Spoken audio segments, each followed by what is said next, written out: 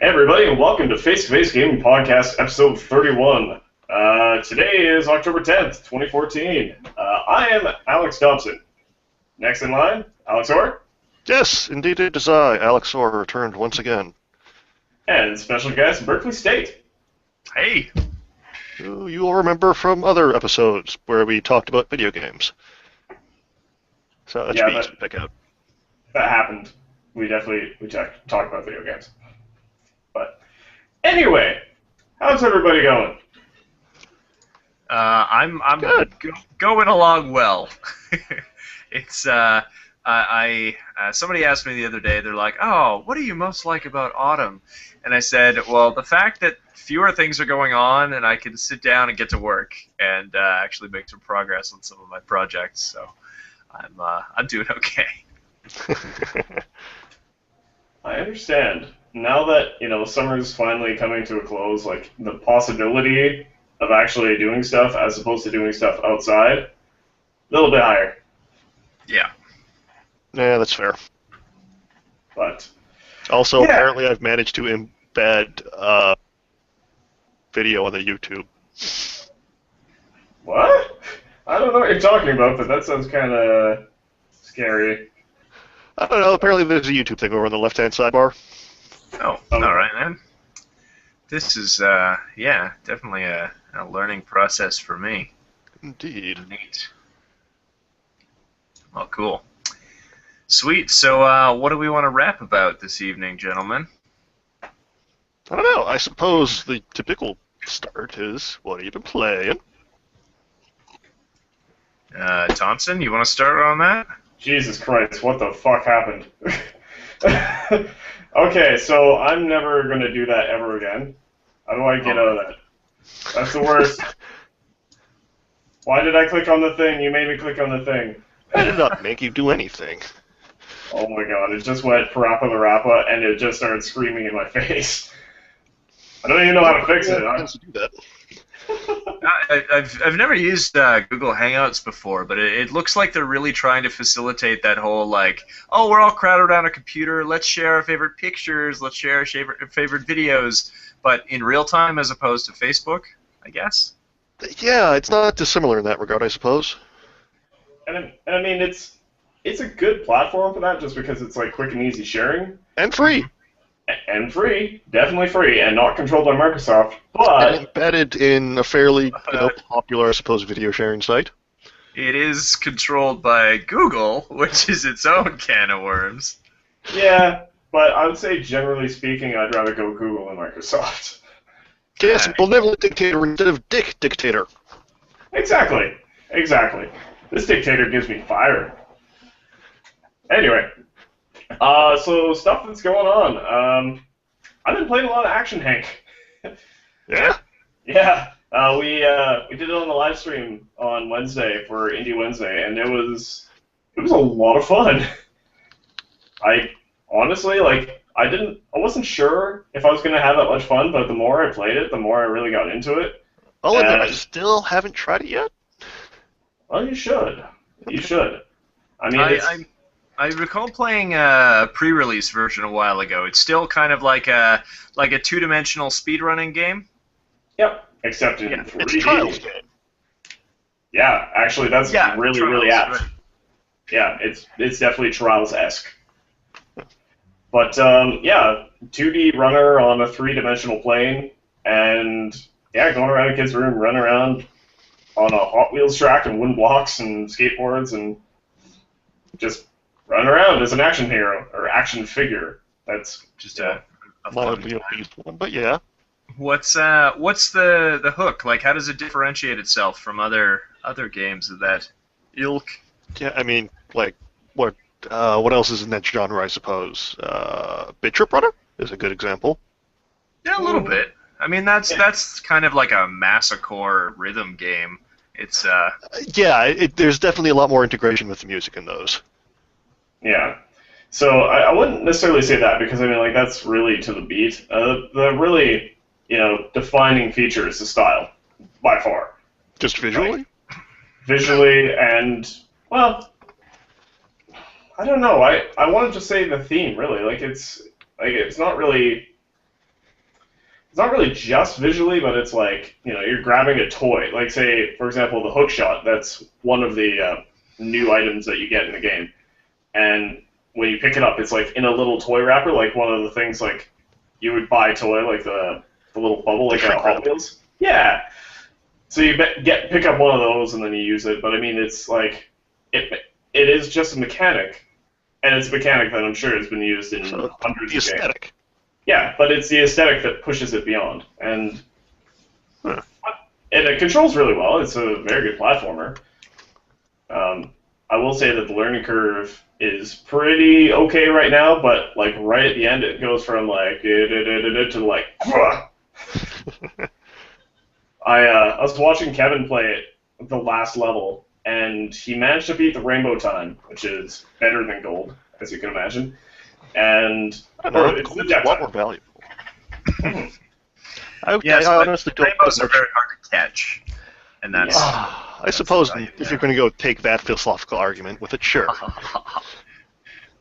But anyway, he was like trying over and over and over again for probably 2 hours. Kevin from Power Up Audio.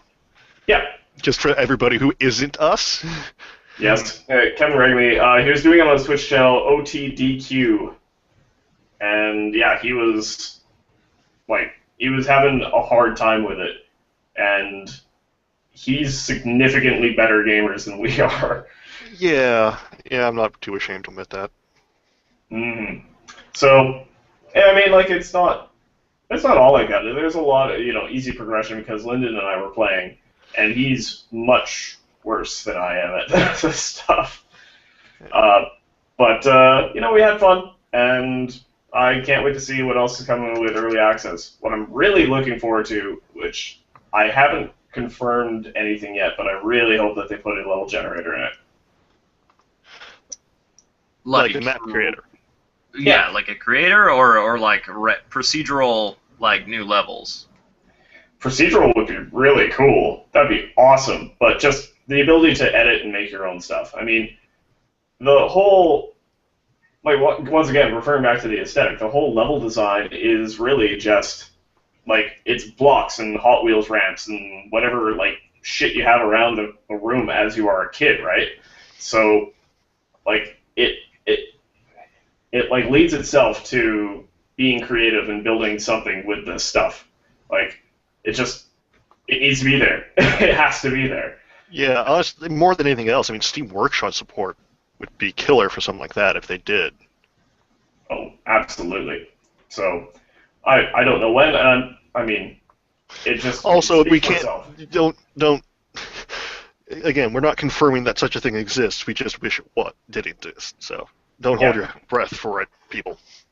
Yeah, but that said, if the developers are listening or watching, please put it in there.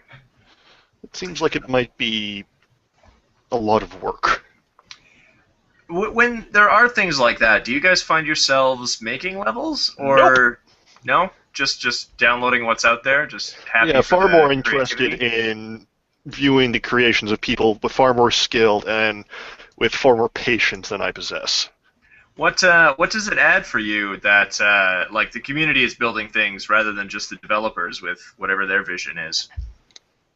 Just more content, really, and more creative levels, and more goals. I mean, if you have a plethora of amazing levels to play from, like think about Little Big Planet. You've got all sorts of like. It's not even just like levels. It's now games, like playing totally different things that you made this game for, but now you're doing something completely different, like playing pinball or something. Just making something really cool out of it. Keep making a working mechanical calculator. Yeah, exactly. It's. Yeah. I mean, personally, as far as things like that go, I back in my youth, so to speak, I played a lot of friggin' Half-Life mods, a lot of games who as creators kind of used pre-existing technology, other people's engines and work effectively to create their own images or experiences, and that's really the kind of thing I'm still really fond of trying to find. So again, Little Big Planet was a good example for that. Anything that has, to a lesser degree, like full conversion mods for games, or any of the larger Skyrim packs, for example, are really good examples of people who took somebody else's idea and just went on in a different direction, possibly a direction that the original creators never even thought of. I mean, Half-Life versus Counter-Strike being a prime example for me in there. Half-Life versus Day of Defeat.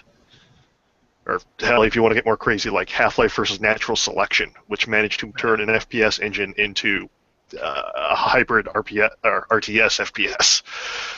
Natural Selection was based off of Half-Life? Yeah. Yeah, the original mod. Huh.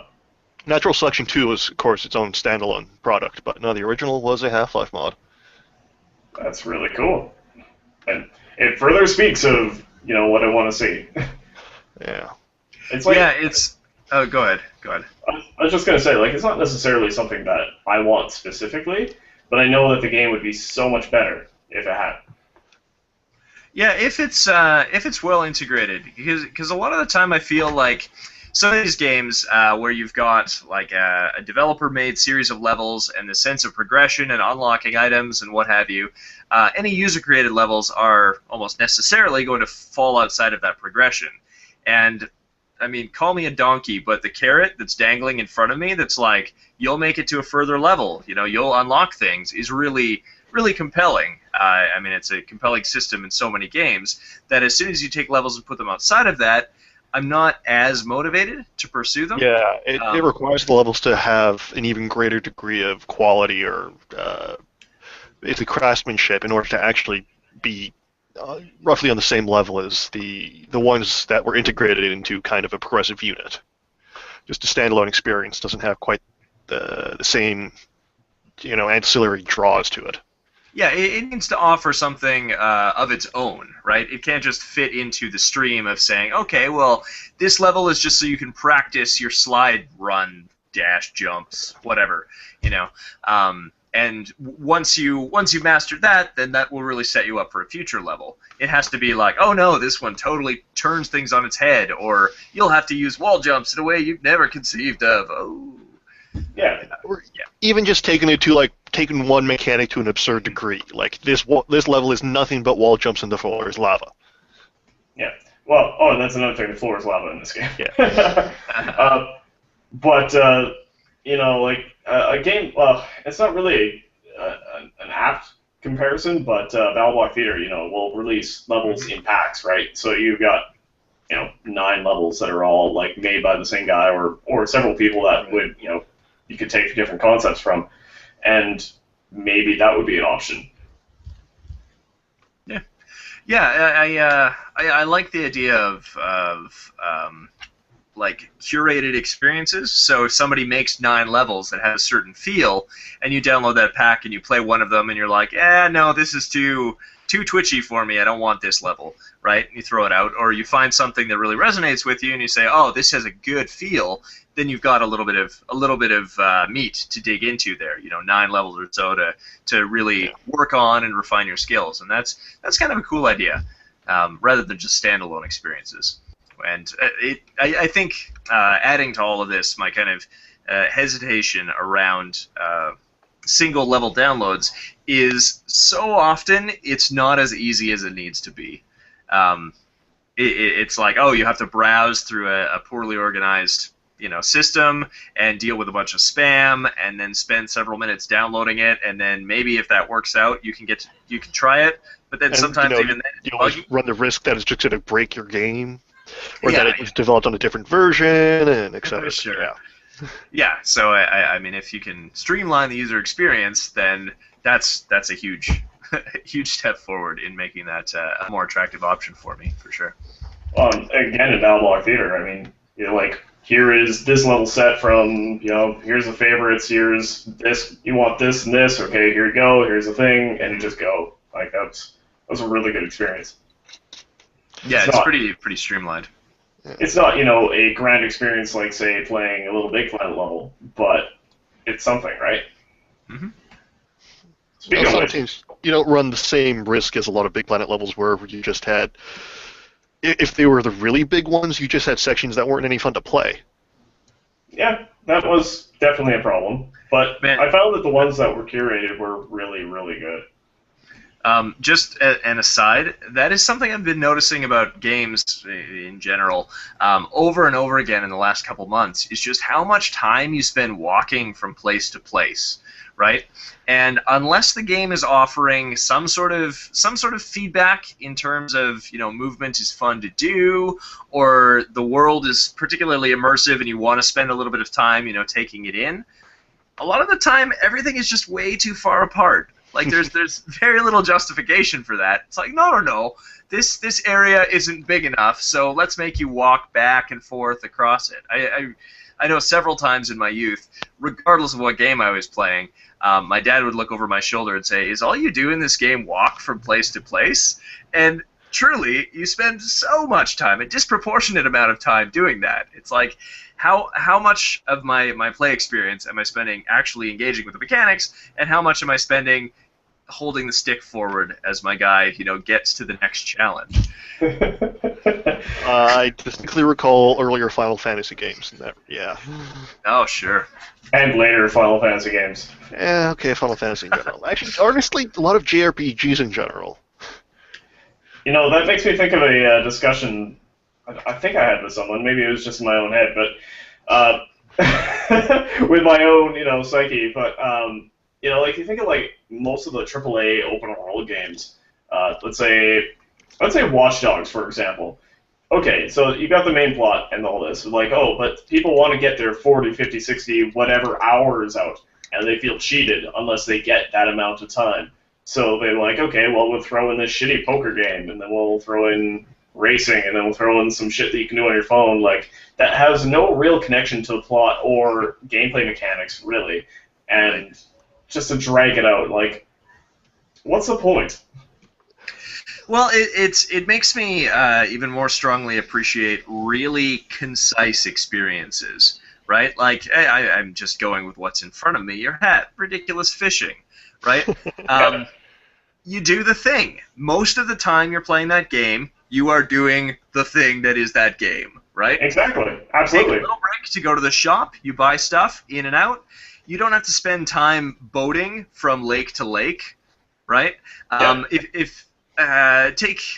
Some of my roommates are playing the Wind Waker right now, and as much as that game is really aesthetically pleasing and kind of calming to be on the water and such, everything is so far apart. It's like, okay, well, time to sail. And the first couple times, the one on GameCube, the original, yeah. Okay. I was gonna. Sorry, sorry to interrupt you there, but I have the Wii U version, and they realized their mistake there, and it's actually it's extremely streamlined in the remake. Oh, really? Well, what did they do? They basically, very shortly into the game, you will gain access to a sail that automatically has the wind blowing at your back, so you're always traveling at max speed. Gotcha. I believe they modified a few of the boss fights, or at least one of the boss fights, in order to make it less stupid. Oh, good. I don't recall the specifics of it, but they did endeavor to make it a slightly more enjoyable experience. Well, that's cool. I'm glad that they weren't so committed to their initial vision that they lost sight of all the details along the way. Yeah. But anyway, I totally interrupted you there. Yeah, I don't remember what my thought was, but appreciating concise experiences, right, and saying like, well, if this is the core mechanic, this is what people are coming to your game for, then let's make that what they spend most of their time playing it on, right? Now, for contrast, I've been slowly playing my way through Kentucky Route Zero. I'm just part way through Chapter 2, I think. And that game is one I don't begrudge for walking from place to place, because that is the experience. The experience is being there and pacing things with the characters and reading things as they come along, right? But that is the central mechanic, right? If Kentucky Route Zero were a game about shooting pigeons, right, then it'd be like, okay, well, when do I get to shoot pigeons next? Why do I have to sit through all this dialogue? And again, drawing from games I'm playing recently, I was watching an extra credits video from a while ago. That was one of those games you might not have played types, and it was highlighting a lot of these collectible mobile games that are free, and you get your cards and you level them up, and they usually have a very simple mechanic like a match 3 or whatever that you're using them with, and they're silly games. Like, there's nothing to them. All you're really compelled by is leveling things up and building your army. And one of them that held a little more traction for me was one that was based on trivia. So rather than doing match 3 gameplay, it was asking me trivia questions, and I felt kind of ironically that was less trivial than match 3. And then on the far opposite side, I played one where they took out the interactive mechanic and just put in a slot machine, a literal slot machine. So rather than like, oh, I matched 3 red gems, it's like, ka-chung, red, all right, fire, ka-chung, nothing, oh, I got hit, oh darn. And I appreciate its unabashed honesty. There's a certain honesty to that, yeah. Yeah. In saying, like, well, you know, there's not a lot to this game, so we're not going to waste your time trying to pretend that there is. So in that way, I kind of, I can appreciate that as an experience. Not an experience that holds my interest or engages me in any sort of meaningful long-term way, but the thought that I started out with that I would like to come back to is how very much I appreciate conciseness in game experiences. I was just browsing. I don't know if you guys know the website Forest Ambassador. Yeah, Merritt Kopas runs it, and it's like to highlight kind of small, unusual indie games. And another one of their criteria is that they're fairly short, quickly digestible, and I appreciate that too. It's like, as much as I like how playing Dark Souls for 150 plus hours has continued to reward me, I really like that these games can give me a full experience in 5 minutes, and leave me thinking, leave me imagining new worlds or different game systems or anything like that. Right? It's the antithesis of having like a 40-minute cutscene introduction before you actually get to the core. Oh, so the Kojima style of game making. Yeah, and it definitely says something that I've not finished any Kojima game ever. Really? No. I mean, I don't blame you. I mean, it is literally 40 to 60 minutes of just a cinematic of whatever. Metal Gear Solid 4 was, I don't remember the actual number, but I think over 10 or 12 hours worth of just cinematics. Yeah, it's like you hunker down for a session, you have an hour in the evening, and it's like, oh, will this be an hour of playing or an hour of watching? Well, it depends where I am in the game. Oh, I'm only halfway through this cutscene, and I really need to go to bed. What am I going to do? Well, you can pause them now. You can now, but... Yeah, that was definitely a bigger problem with, like, 1, 2, and 3. Well, Berkley, just kind of to touch upon your thoughts on concise experiences, what do you think about, well, concise relative to, say, amount of time walking, what do you think about games like, well, I guess Gone Home being a prime example, but even things like Machinarium to some degree, or, shit, what the hell is that? Oh, it's, 1 second. What the hell is that game called? That is Consulting a ledger. Sorry, Sword and Sorcery. Oh, yeah. Because that's, in a lot of ways, kind of similar to Kentucky Route Zero. And Kentucky Route Zero, I always kind of felt that was more of a chance to kind of immerse yourself in a very well fleshed out universe. I mean, it's very well written, that game, And I think that was, more than anything, it was just kind of a chance to explore that. More than, it was more than any other, hook or mechanic in that game. It was just kind of a chance to enjoy the prose. Yeah, well, I think it comes down to a question of what is this game about, right? And in the case of Sword and Sorcery, I'd say it's about atmosphere, it's about aesthetic, right? And at any moment playing that game, you are being bombarded with that. And though there were points in Sword and Sorcery that I felt were kind of tedious, kind of frustrating, the experience on the whole I really, really liked. Like, it felt good, and I was excited to share that game, right? The music tied in with the art, tied in with the touch controls. Like, I think anybody who's only played it on a PC has done the game a disservice, because so much of it was like, ooh, tactile, and you grab these two statues and you pull them apart, and it's really epic and really satisfying. And I had a good time with that game. Because go ahead. I was going to say, even when you flip the phone to fight, and then you press the button and everything shakes. Yeah, I really enjoyed the fighting in that. Yeah, and that enhanced the whole experience. Sword and Sorcery is not a good combat game, even though there's combat in it, right? It's about the aesthetic experience, and I think it succeeds really well at that. I would argue that they knew they weren't a good combat game, though, and so they tried to make it as painless as possible.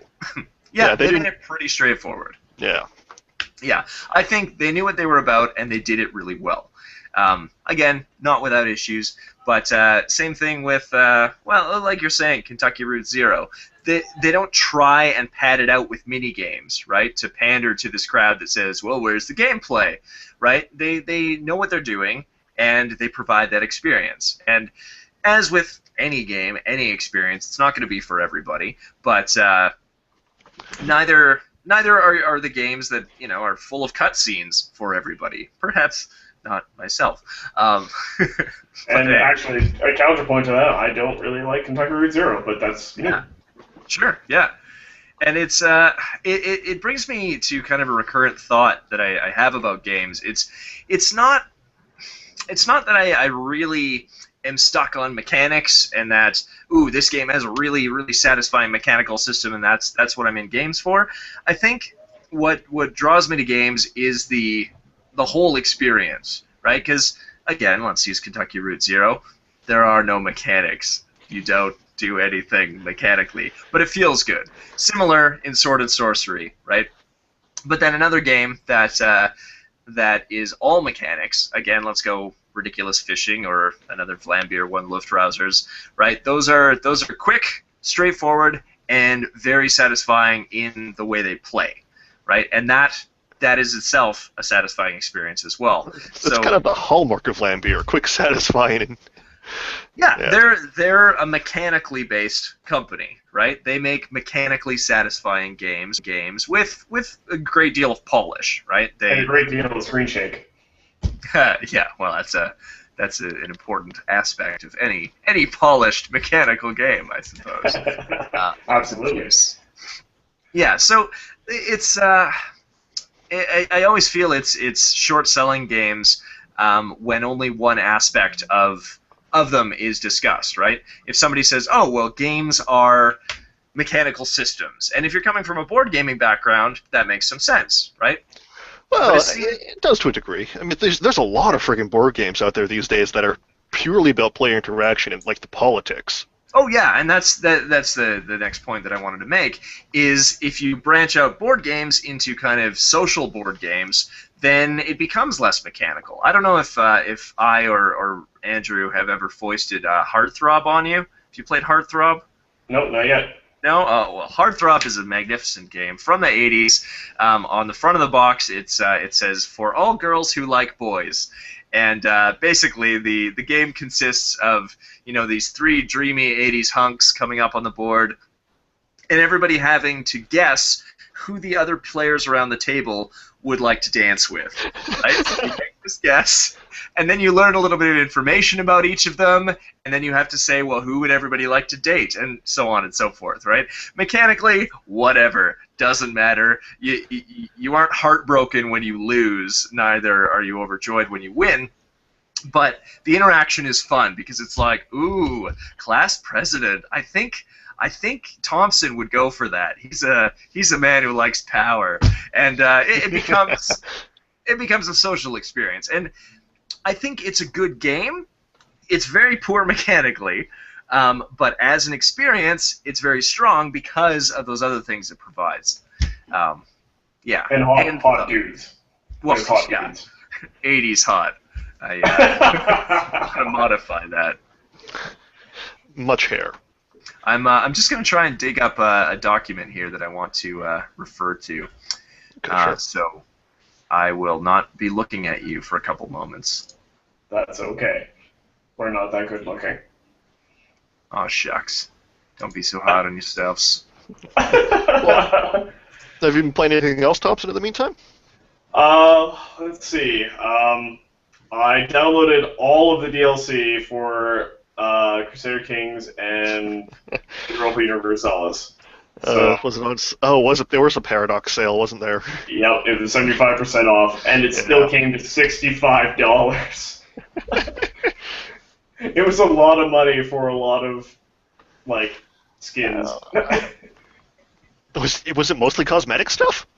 There was a lot of, there was a lot of cosmetic stuff and music and stuff, but there was also, the Old Gods was included in that, and what else is when Europa? I can't remember. There's a bunch of stuff in there, but the point is, there was a lot of content in there, and I started playing Crusader Kings again on the stream for Tuesday, and I decided I'm going to flip between it. So, one week I'm going to do Crusader Kings, the other week I'm going to do Europa, and I'm going to continue my respective plots. But I started playing the Old Gods, and wow, man, that totally changes the game. Totally. How so? I've basically never played either Europa or Crusaders. Okay, well, going with a vanilla Crusader Kings 2 game, you're just it's a dating sim with, killing people and armies and maps. And, it's a lot of fun. It's a really good time, provided that you're into that sort of thing. But it was a pretty linear progression because, pretty much anyone that you would play as was going to be Catholic or a Catholic hearsay. And that's just the progression of the game. You have to deal with the Pope, you have to deal with going on crusades. Well, it's centered predominantly in Europe, isn't it? Yeah. And it makes sense. Especially for the time. It makes sense until the Protestant Reformation happens. Well, exactly. But so the vanilla experience was very straightforward. You were some white dude who was Catholic who might go on a crusade or two, and you fucked your cousins and did what people did back in that day. But oh yeah, there was lots of poison, definitely a lot of poison. But with all the DLC, you get pretty much every religion that you can play as. So you get the Muslim religions, you get the pagan religions, and now there's also Hindu. You can play as one of the various kingdoms in India. Okay. Oh, so is this for Crusaders or Europa? Crusaders. Okay. Yeah, they expanded the map down, and they expanded the map. Okay, I was going to ask. Yeah. Or east, sorry. So, far enough east to hit, Confucianism, or? Not quite. Okay. Close. But, yeah, so, the game is so much different, if you're going to play some sort of different religion, but the prominent feature about the Old Gods that makes it much more interesting to play is the fact that you are, as a pagan, you are much more prevalent because, when you're... There's just more of you. Well, exactly, and, when you're starting as, if you were to start as a pagan at 1066 or whatever the original starting date was, you are pretty much all the way up in Scandinavia and or Russia, and that's it. You're pretty much boned. But in this one, you got a foothold in England. You've got all over northern Europe, as far as the mainland's concerned, and you just go to town. It's the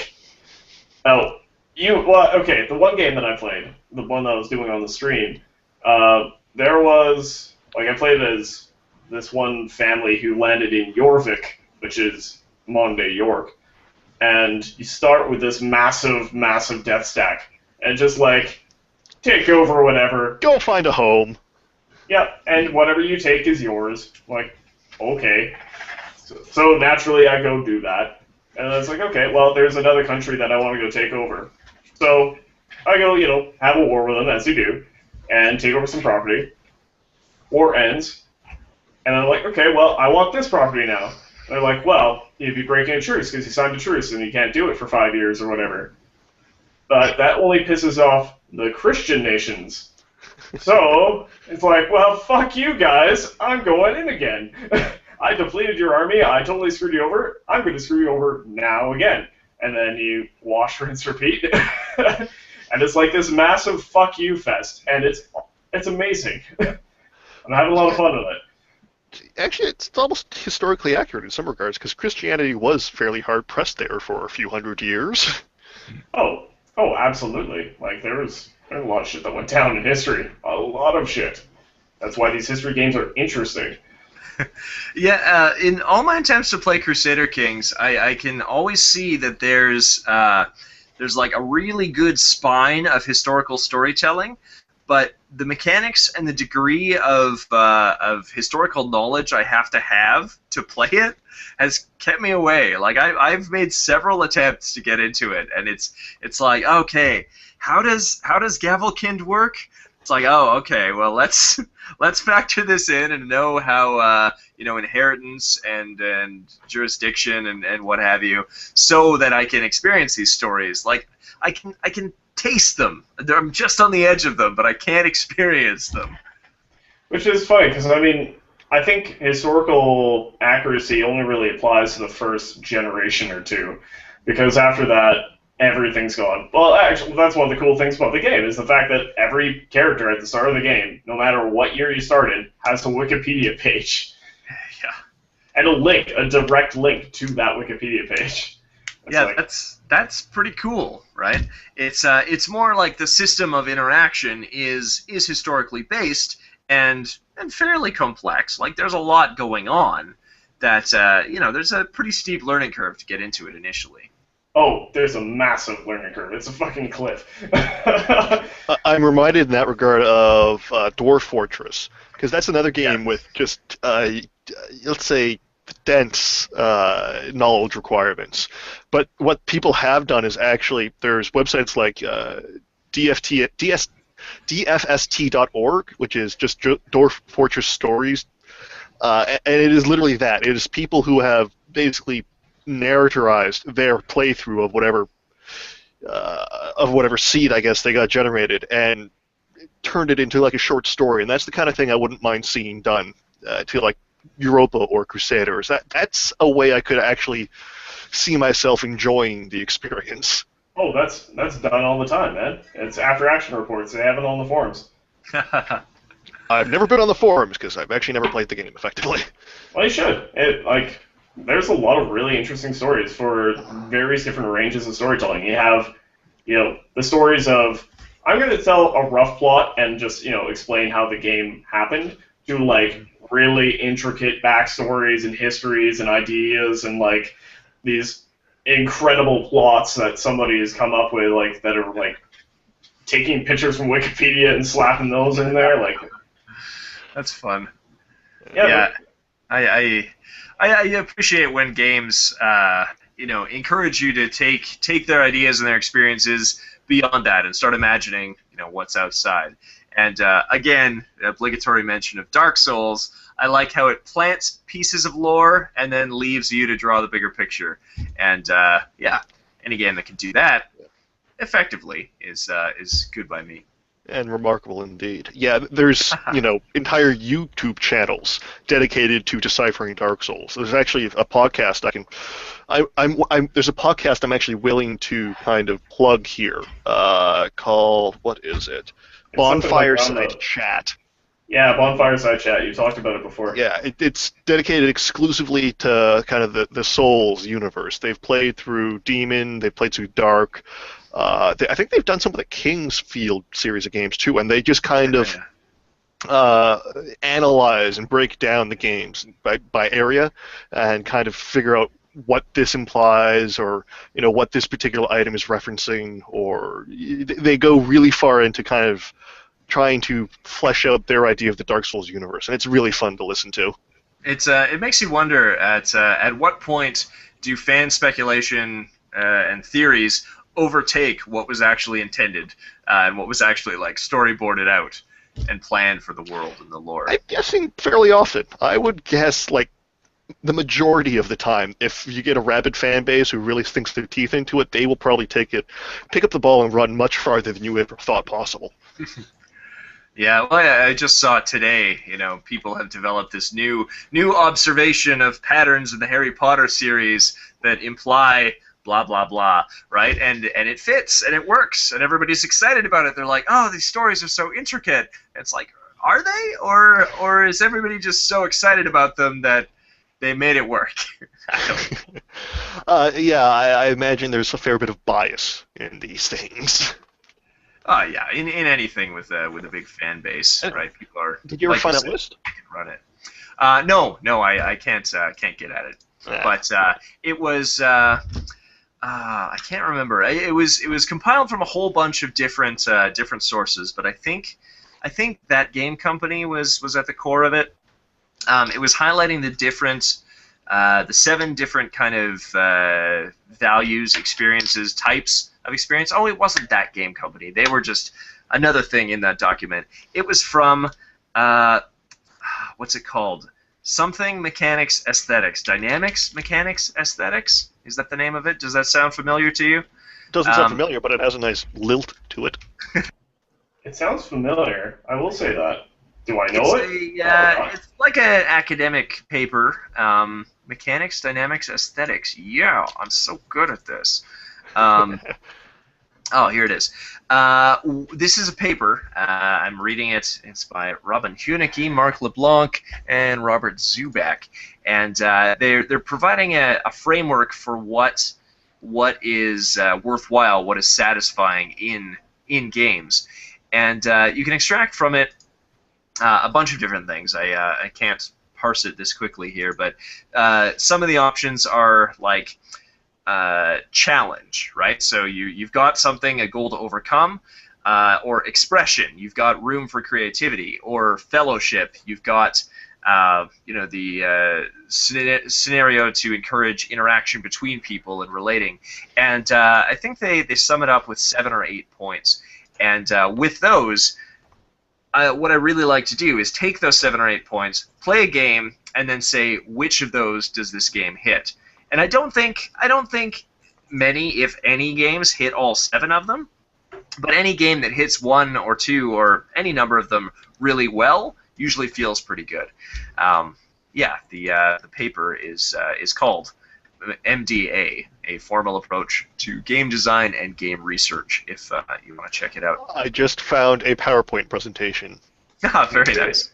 I'm going to put it in the description for this. This is totally like the intended use of Google Hangouts. Is we're like, oh, let's share some computer stuff. Beep boop.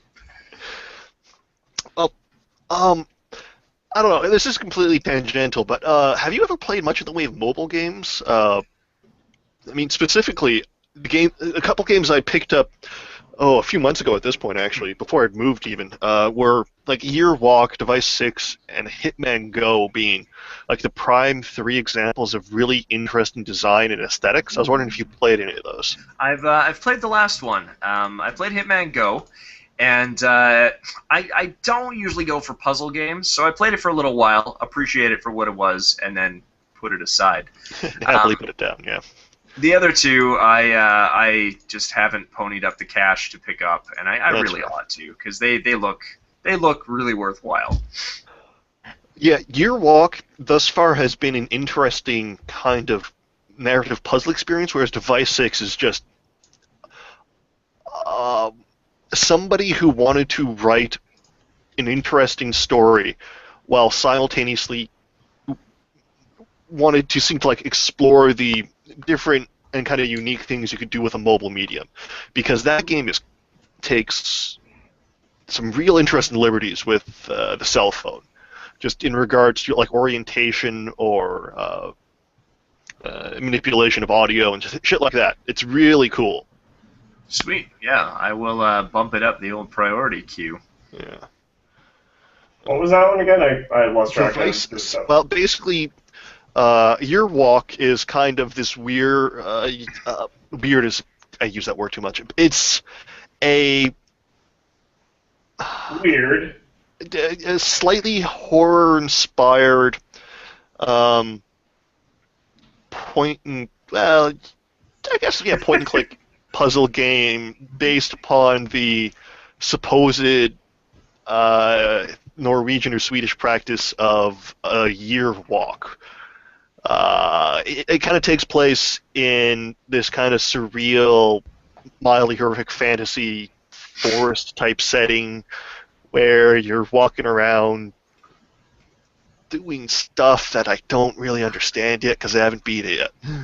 That's a really good description. Yeah. Look it up. It's available on Steam, which is actually where I first found it before I got it on my phone because I'm willing to spend many dollars on multiple copies of the same thing. Whereas Device 6 is just... It's an interactive book, I guess would probably be the easiest way to describe it.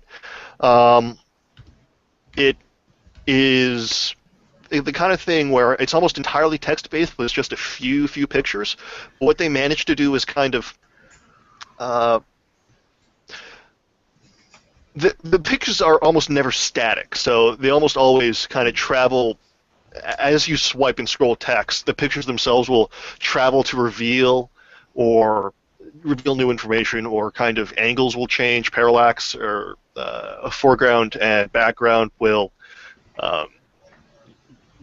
alter appearance. And they use that in addition to with some fairly interesting audio puzzles and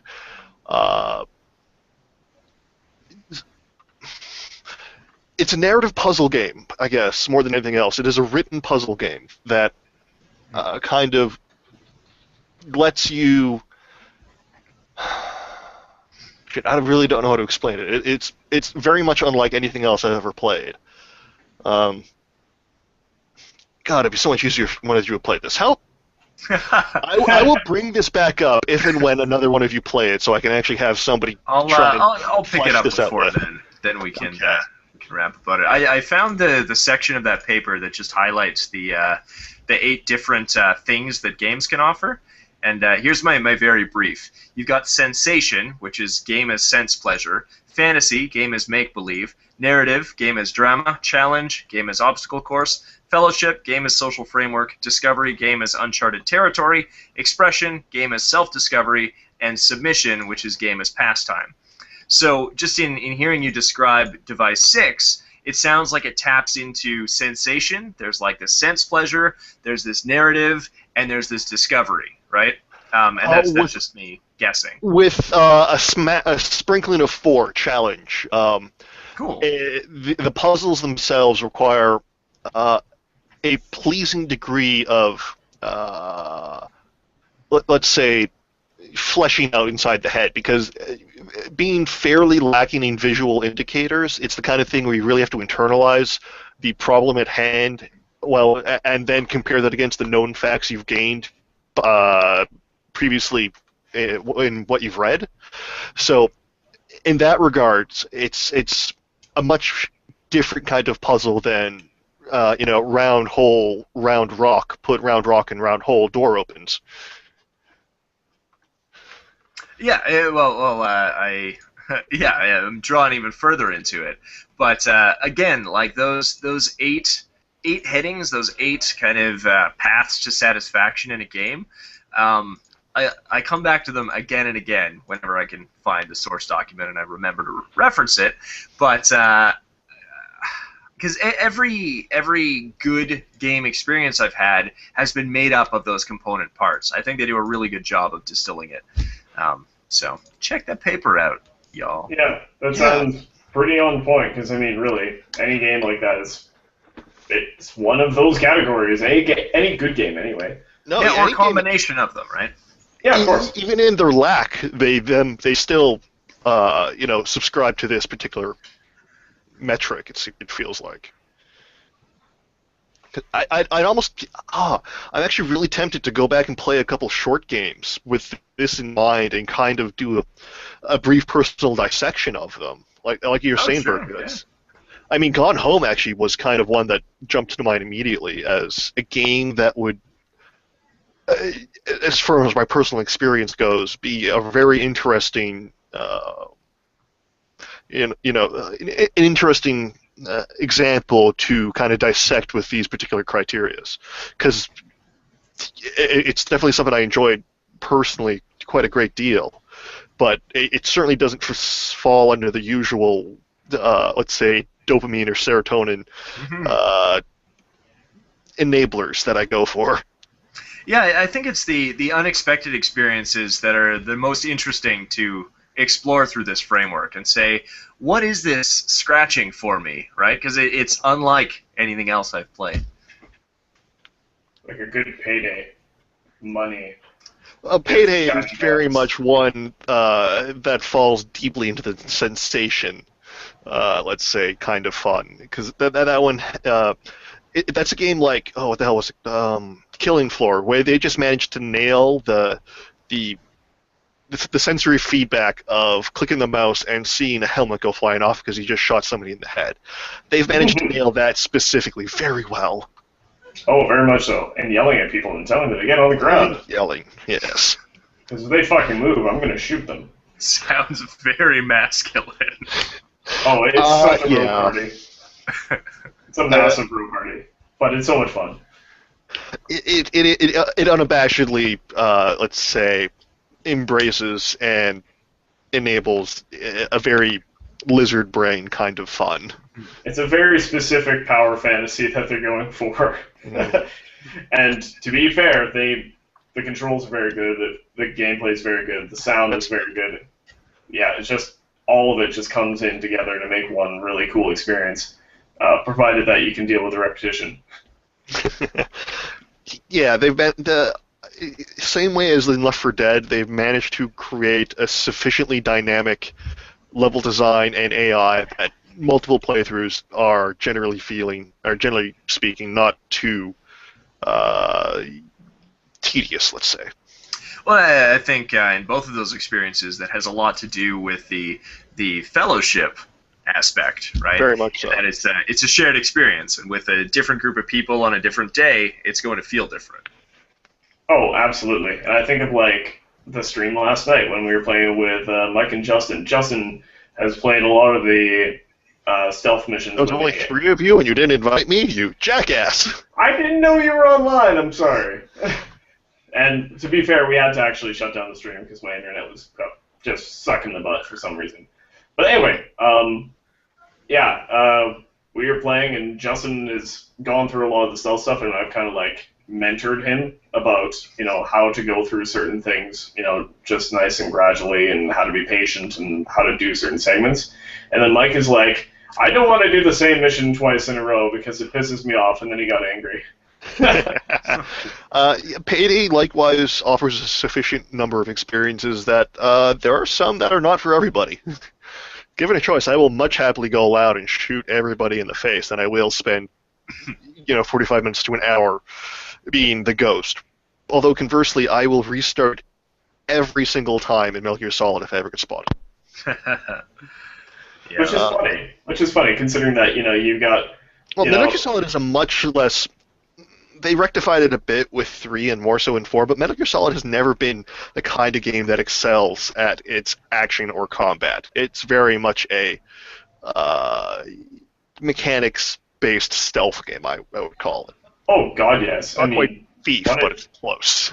1 and 2, the combat was awful. Atrocious. Got better with 2. I spent a lot of time in first-person mode shooting people in the head with a tranquilizer gun. Yes, very much so. 3 was better, lockers. But 4 was actually quite good. When it came to that, anyway.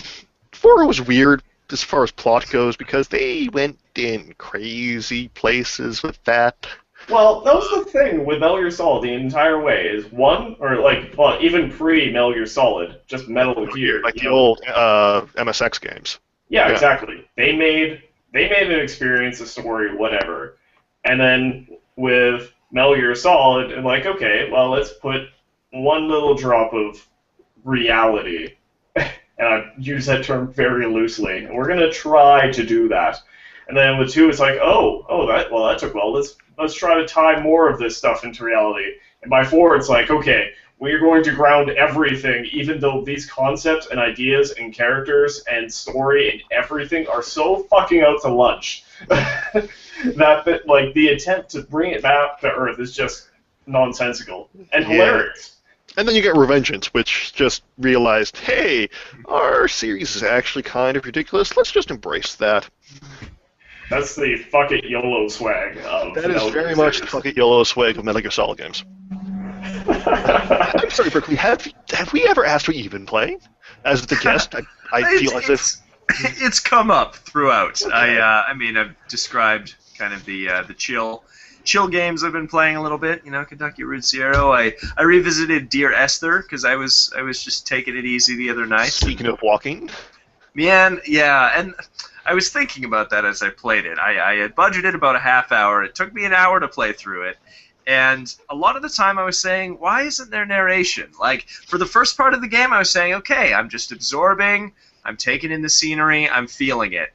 And then by the second half hour, I was saying, okay, when do I get to the next narration bit, right? It's like, I've been here, I've walked through this. And again, I don't know. But do you know, I think it's Indie Gamer Chick who does reviews and has been doing a lot of promotion through a campaign she calls Games Matter, where devs donate games and then she distributes them freely on Twitter. I picked up a bullet hell called Crimson Clover through that, and bullet hells are bullet hells, right? They have their appeal and their detriments. They're definitely niche.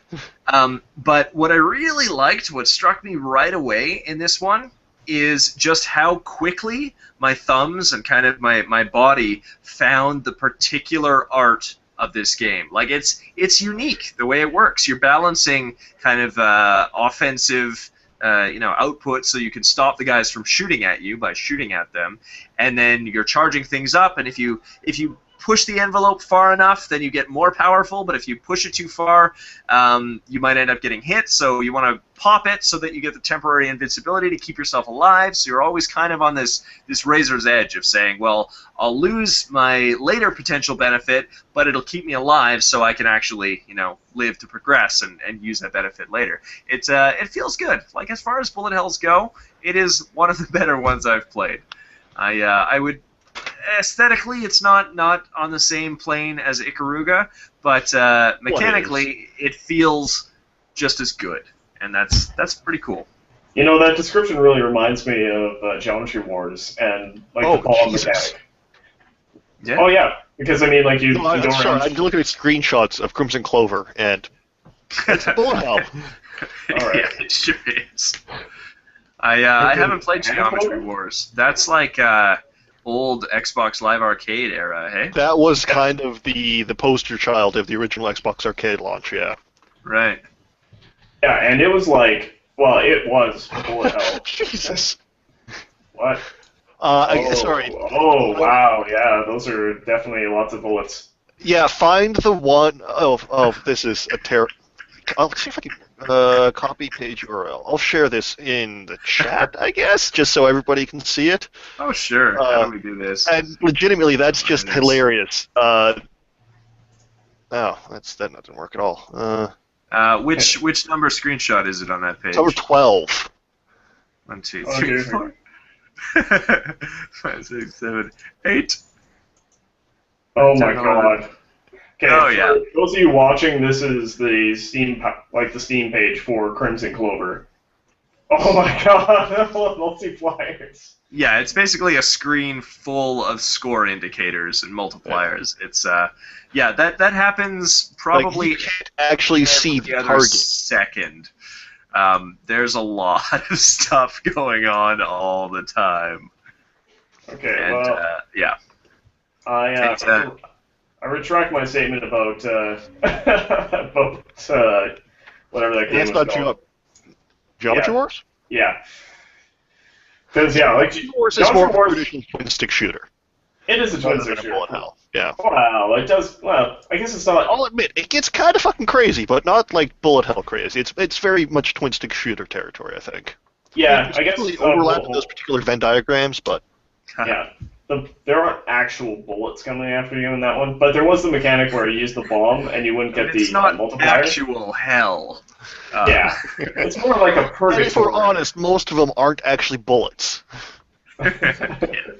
Yeah, the thought occurred to me when I was playing Crimson Clover that like all of the backgrounds and the actual enemies that shoot at you are pretty meaningless. Like they could just say, oh, here's your pink square target, because all you're looking at are the bullets. This complicated web of things, and it's like everything in the background is just noise. Yeah. It's more about pattern recognition than anything else. Well, and reflexes. Like, it's so twitchy. And that was my one complaint about the game, is I'm playing it with an Xbox 360 controller, and with the analog stick, it behaves like a digital input, which isn't good when you need to be super precise in your movements. So I end up switching to the D-pad, because that feels a little better for digital. Yeah, it's that's why Ikaruga still holds the top spot. And I love that game. Yeah, that's fair. Well, we're pretty close to. Actually, we are just over an hour. Yeah, we are over an hour at this point. Well, dudes. Shadows of Mordor. It's awesome. You should go play it. I'll talk about it next time, I guess. I've seen a little bit of media about it, and it was just like, holy crap, is that ever visceral and violent? And it's just God, like, you have heads you cut off in that game. Slash entrails eviscerated. It's like, Yeah, they do not shy away from, let's say, their M rating. yes. Yeah, let's see if we can get fucking Brennan on 2 weeks from now or whatever. Although he bowls on Fridays, maybe not. But yeah, he's played it as well, and I think having two people who've played it would be an interesting conversation to have. Okay, well, we'll work on that for our next podcast. Yeah, otherwise, been playing a bit of Wastelands 2. It's awesome if you like the first two Fallouts. It's very much in that vein. And I've been playing more Heroes of the Storm because they're finally in their final phase of the final alpha. Finally. Yeah, I still don't have my key. That sucks. It's a shame we only have, like, alpha, beta, and then release. We need more letters, like more grades within there to indicate where something is. Yeah, alpha and beta are almost meaningless these days. Well, to be fair, Planetary It just Annihilation... means, hey, we're technically allowed to be buggy, but still it costs money. Yeah, that's the thing. That's definitely another topic for another day. Yeah. All right. If we're going to wrap this up, then, I have one thing that may or may not become a recurring thing. I was just looking through my Steam library, and I've decided on a short pop quiz. Okay. That's not really a pop quiz. Basically, it's one or the other. So I'll start with you, Berkley, as the guest. Bastion or Braid? Which one's better? Ooh, that is a really hard question. I'm going to say Braid because it does something new well. Bastion does a lot of old things really well, but Braid turned things on its head for me, and I thought, wow, this is great. Bastion, I also thought, wow, this is great, but in a really familiar, I'm coming home sort of way. So Braid wins the tie with a little bit more innovation. Yeah. Excellent. And you, Thompson, same question. I would definitely have to say, to counterpoint, I will say Bastion, actually, because it's the sum of its parts, right? Yeah, the parts are familiar, the parts are stuff that we've done before, but the gameplay as a whole, to bring it all together and to have that sexy narrator voice as you're going along, and the incredible art style and the incredible music and the mechanics, it just worked really well. And I mean, don't get me wrong, I loved Braid, but if I have to pick between the two, I would definitely pick Bastion. Okay. Cool. That's interesting. Well, I would be curious if you guys have a chance to look through that MDA paper, how you would differentiate the two in terms of those 8 categories, because they're pretty similar in a lot of ways. Yeah, I'll definitely look into that. Are in many ways, but different in a number of others. Yes, that is a completely meaningless statement. Yes, well, that's my pop quiz. You. Okay, well, do we want to do anything quick before we go, aside from that? Well, Berkley, as always, it's always nice to plug a friend. So where can people find you? What have you been up to these days? I'm not all that active on my actual website. You can look at some old stuff, burv.ca. I hang out on Twitter mostly. I like that place. I'm doing level design on Alien Trap's next game. They've got Apotheon coming out fairly quickly here in the next month or so. Finally! But Autocraft is the next one. It's kind of like a physics construction overcoming challenges thing. So I spent a lot of time on that. Feels good. It's like somebody said, hey, I got all these Legos and I made all these cool pieces. Now you go and build things with them. And man, do I ever like designing levels. It is all of game dev that I really enjoy, and none of the parts that I find really frustrating. All right. So yeah, check out Alien Trap on Twitter, and you can see where that's at. Cool. Well, for any of you who are out there watching, thank you for watching. This has been Face to Face Game Podcast, episode 31, and we'll see you in a couple of weeks. Take care. See you guys. And gals, sorry. And gender not specific people. Bye, people. See you, everyone. And then I just shoot the entire thing in the head. Gotta be that guy. Bye! Bye!